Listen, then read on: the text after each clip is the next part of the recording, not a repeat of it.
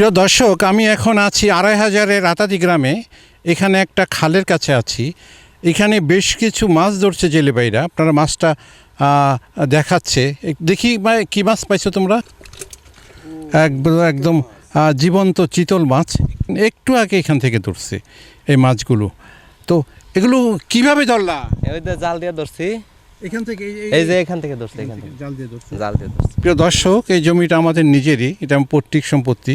কি সুন্দর দুইটা মাছ দেখেন, একবার জীবন্ত চিতল মাছ। আর চিতল মাছ অনেক সময় চাষে হয়, কিন্তু এগুলো একবার ন্যাচারাল। এবং দেখা যাচ্ছে নিচে রাখো তো মাছটা।